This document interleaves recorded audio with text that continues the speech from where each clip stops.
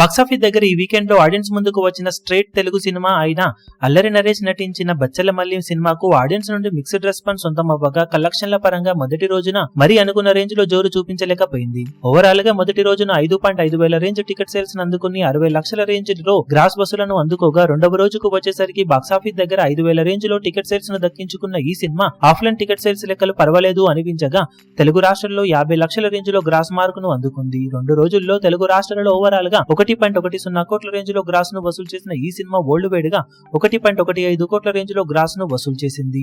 మొత్తం మీద 2 రోజుల్లో వరల్డ్ వైడ్ షేర్ లెక్క 60 లక్షల రేంజ్ లో ఉంటుందని అంచనా. మొత్తం మీద సినిమా బాక్సాఫీస్ దగ్గర డీసెంట్ హిట్ అనిపించుకోవాలి అంటే మాత్రం 5.5 కోట్ల రేంజ్ లో షేర్ అందుకోవాల్సిన అవసరం ఉండగా 2 రోజుల్లో సాధించిన కలెక్షన్స్ కాకుండా ఇంకా 5 కోట్ల లోపు షేర్ ను సినిమా సాధించాల్సి ఉంటుంది. అల్లరి నరేష్ కి ఓవరాల్ గా మరో నిరాశ కలిగించే రిజల్ట్ నే ఈ సినిమా ఇప్పుడు మిగిలించే అవకాశం కనిపిస్తూ ఉండగా 3వ రోజు సండే అడ్వాంటేజ్ ఉన్న నేపథ్యంలో ఏమైనా సాలిడ్ గ్రోత్ ను చూపిస్తే తప్పితే సినిమా తేరుకునే అవకాశాలు అయితే కనిపించడం లేదు. మరి బాక్సాఫీస్ దగ్గర 3వ రోజు ట్రెండ్ చూస్తూ ఉంటే మరోసారి డే 2 కి సిమిలర్ గానే 45-50 లక్షల రేంజ్ గ్రాస్ ను అందుకునే అవకాశం కనిపిస్తూ ఉంది. మరి సినిమా అంతకన్నా మించి ఎంతవరకు జోరు చూపించగలుగుతుందో చూడాలి. మొత్తం మీద బ్రేక్ ఈవెన్ అవకాశాలు అయితే సినిమాకి ప్రస్తుతానికైతే కనిపించడం లేదు.